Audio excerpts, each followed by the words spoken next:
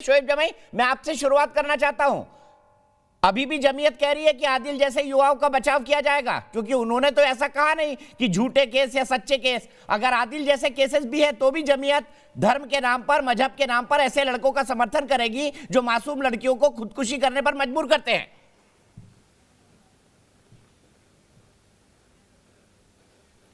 मुझे जमीयत का कोई भी ऐसा स्टेटमेंट नहीं दिखा जिसमें वो कह रहे हैं कि हम आदिल का समर्थन करेंगे। तो आप तो गलत बातें कहना छोड़ दीजिए। नहीं, उन्होंने कहा लव जिहाद से जुड़े हुए जितने केसेस हैं उन्होंने उस पर कोई डिफरेंशिएट तो किया नहीं। उन्होंने कहा हम सबका समर्थन करेंगे जिसको फंसाया जाएगा। आदिल तो यही कहेगा उसको फंसाया गया है। वो कौन सा बोल देगा कि हाँ हाँ मेरी चलते पूजा नाम की एक लड़की ने खुदकुशी की है या रश्मि नाम की एक लड़की ने खुदकुशी की। आदिल कौन सा मान लेगा कोर्ट में?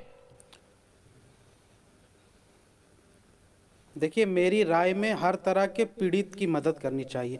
अगर पीड़िता लड़की चाहे वो है आतंकवादी हो, चाहे वो आतंक का पीड़ित हो, चाहे यूएपीए का आरोप लगाओ, मदद की जाए क्योंकि उसका नाम मुसलमान है।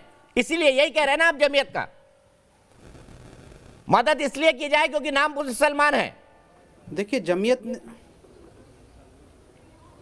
जमीयत ने जिन मामलों को उठाया है वो बहुत ही लीगल और बहुत ही टेंडर वे में उठाया है। जिस मामले में ओवैस की हम बात कर रहे हैं, जो ओवैस नाम का लड़का 14 दिन के लिए जुडिशियल कस्टडी में भेज दिया गया क्योंकि उनके लड़की के फादर ने इल्ज़ाम लगाया। बाद में पता चला कि लड़की की शादी तो किसी हिंदू लड़के से हो चुकी है और वो भी 2 साल पहले। अब ऐसे केस में क्या ओवैस की मदद नहीं करनी चाहिए? दूसरा मामला आता है कि राशिद मुरादाबाद का केस है, जब अपवाद को आप नजीर बना लेते हैं। सुन लीजिए, दिक्कत वहां से शुरू होती है जब जमीयत और आप जैसे लोग मजहब के नाम पर अपवाद को नजीर बना लेते हैं, अपवाद को परंपरा बना लेते हैं और उसी के आधार पर दोषी, अपराधी, आतंकवादियों की आप ढंग से मदद करते हैं।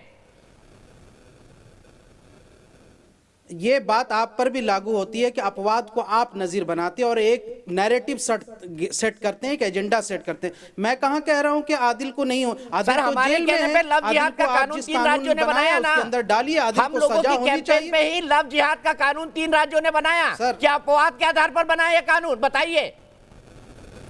प्रूफ है सब, उसके जितने भी एविडेंस है सब उसके खिलाफ। लेकिन अब आप बताइए कि जो मुरादाबाद में हुआ है राशिद के साथ मामला, राशिद और उसके भाई को जेल में डाल दिया और जो लड़की है मुस्कान, वो खुद कहती है मैंने अपनी मर्जी से शादी की। और ये दूसरा मामला है कि मैं अपनी मर्जी से शादी कर चुकी हूं और मुझे यहां से बजरंग दल के सामने रख दिया।